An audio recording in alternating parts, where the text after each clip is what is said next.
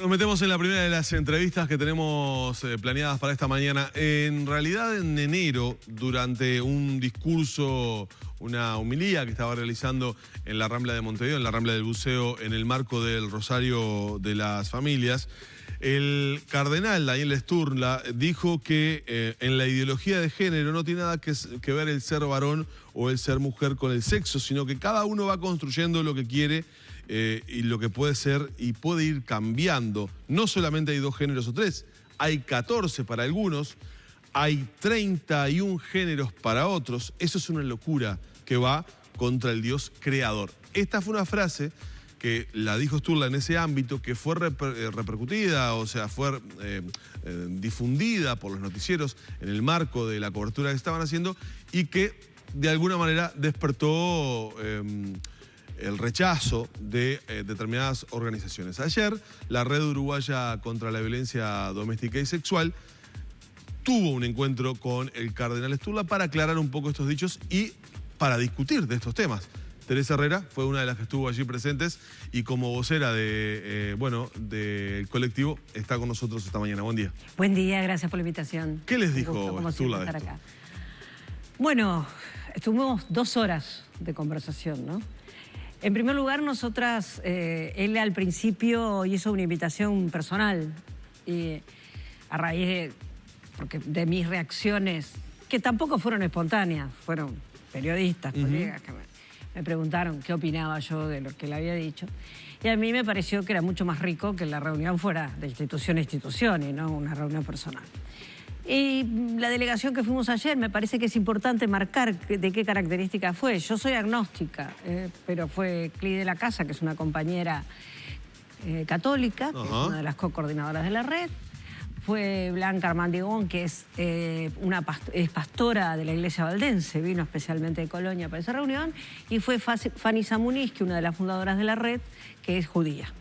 Porque un poco la idea era... Un crisol.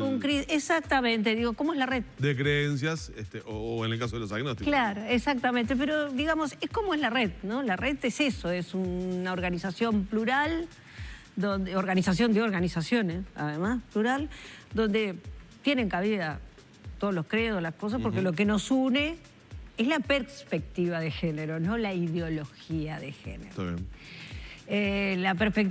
Una ideología es una cosmovisión y la perspectiva de género lo que pretende básicamente es la equidad entre varones y mujeres y analizar cada uno de los aspectos de la vida de las personas desde esa mirada.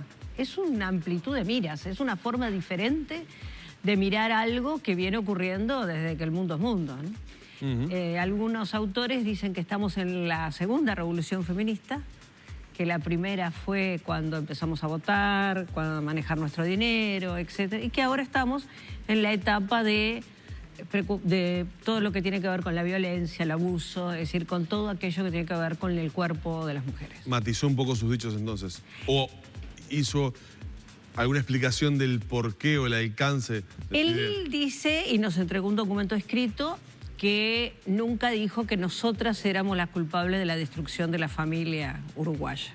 Era una de las cosas que había trascendido. Que de ninguna manera había dicho eso.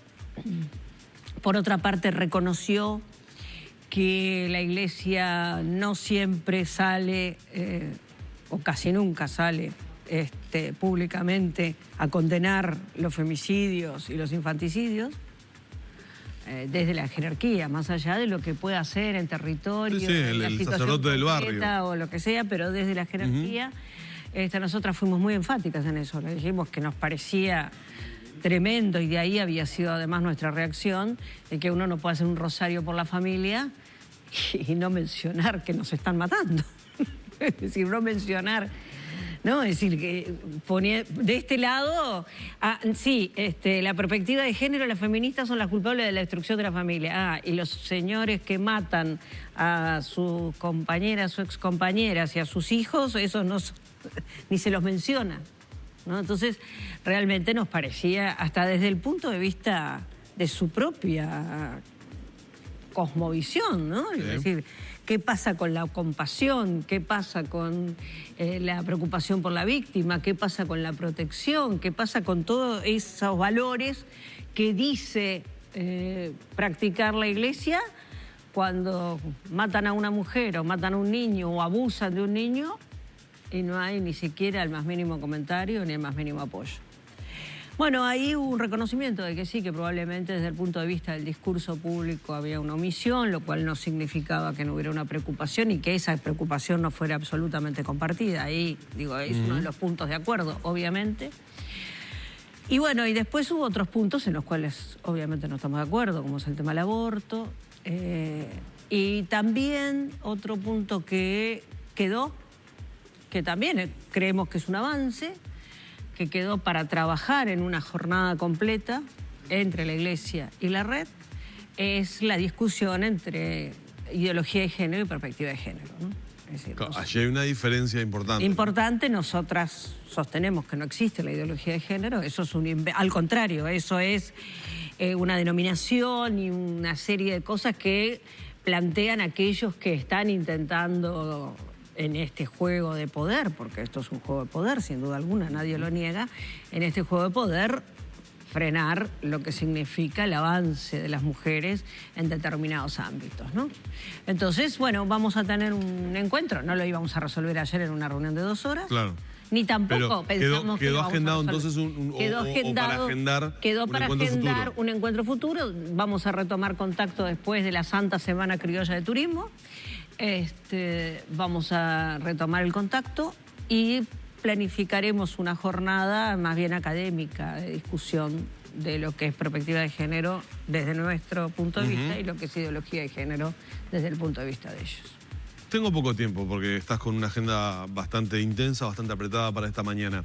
Pero no quiero dejar pasar la oportunidad porque, particularmente ante hechos recientes que han sucedido y que han ocurrido, has tenido vos reflexiones fuertes. Por ejemplo, catalogando de que en Uruguay hay crímenes de primera y de segunda a la hora de analizar la muerte de Alison Pachón, que era la ex compañera de este delincuente apodado Kiki, que fue asesinada en su ámbito, en su casa, delante de sus hijos, y que ese crimen no tuvo la repercusión que tuvo posteriormente el crimen de la trabajadora del supermercado.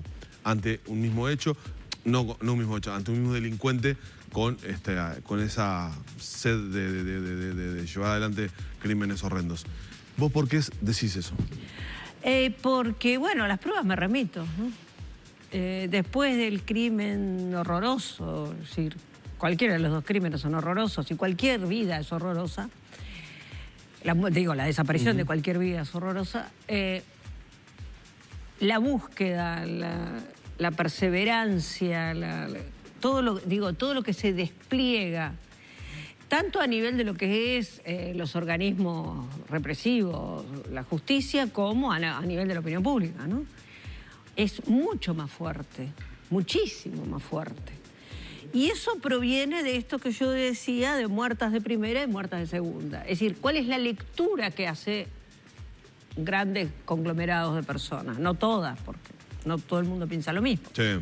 Pero ¿cuál es la lectura predominante? Y bueno, Alison, después de todo, estaba con un delincuente, vivía en este barrio marginal, quién sabe si ella también, ¿no? Entonces, es tipo como el famoso ajuste de cuentas, ¿no? Es decir, bueno, se mataron entre ellos. Y en este caso, la actitud de la opinión pública en general y bueno, la mató, pero después de todo era ahí en ese barrio, esta gente, estos, delincuentes, ¿no? Entonces, y la cajera aparece, esta muchacha cajera, no me gusta decir la cajera, no recuerdo el nombre, Florencia. No me gusta decir la cajera porque me parece que es como cosificar a la gente, ¿no? Florencia, claro, aparece en un momento asesinada, cumpliendo un trabajo, pero bueno, son 2 mujeres jóvenes, madres, o sea, ¿cuál es la diferencia? Son vidas humanas.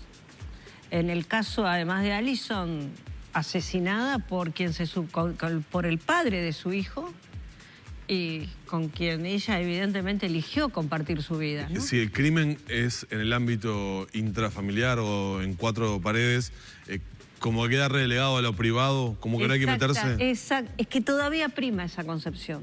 Todavía prima esa concepción en grandes sectores de la población. Y si a eso le agregás que encima es en el ámbito privado de una familia que se dedica a actividades delictivas, peor aún, ¿no? Hay una doble marginación ahí. Te voy cerrando porque te tengo que liberar. Pero no quiero dejar pasar la oportunidad porque estamos muy próximos ya al 8 de marzo. El antecedente inmediato es hace un año atrás con una movilización pocas veces vista, obviamente, con muchísimas mujeres y hombres en 18 de julio marchando. Se viene una nueva instancia de un 8 de marzo donde ya se vienen trabajando desde los distintos colectivos.